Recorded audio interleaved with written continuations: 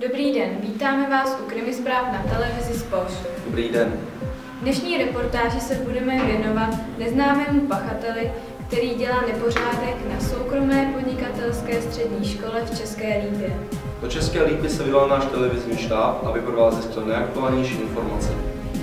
Hezké odpoledne, Andrej. Můžete nám říct, co se přesně stalo? Zdravím vás do studia z České Lípy. Právě se nacházíme před budovou školy a podíváme se, co, kdy a kde pachatel udělal. Dobrý den, zdravím vás do studia z České Lípy. Právě se nacházím u paní ředitelky a jdu zjistit, co se stalo. Dobrý den, paní ředitelko. Můžete nám říct, co se stalo? Dobrý den. Ráno jsme přišli do školy a byly rozházené lavice. Vyndané mlíko z lednice, někdo se v noci musel vloupat do školy a udělat tady ten nepořádek, který všude kolem vidíte. Pojďme se podívat, co nám o celé události čte paní uklízečka. Dobrý den, vy jste prý našla při otevírání školy nepořádek. Co nám o tom můžete povědět? Ano, je to strašné. Vůbec to nechápu. Každou na sebe uvidím a ráno můžu začít znova. To znamená, že to tady je opakovaně. Ano, už to je strašný.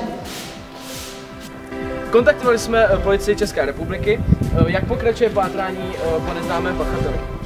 Dobrý den, můžete nám říci, jak jste pokročili v pátrání po neznámém pachateli ve škole? Pátrání pokračuje, probíhá výslech podezřelých a kamerový systém školy zachytil dva mladíky, kteří se zatím nepřiznali.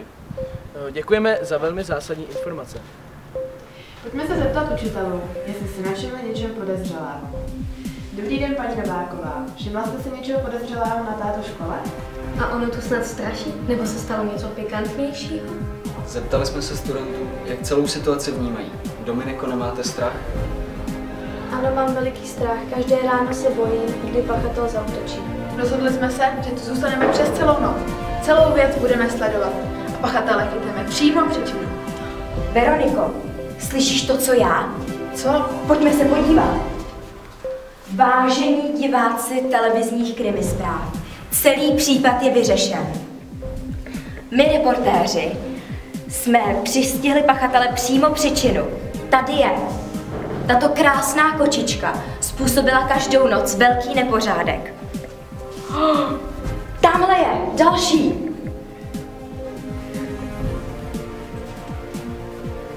To je on. Máme tady dalšího pachatele. Jak vidíte, vážení diváci, náš tým neohrožených reportérů vyřeší všechno. A pokud i vy máte nějakou záhadu, obraťte se na nás. Jsme tu pro vás. Vaše Krimi.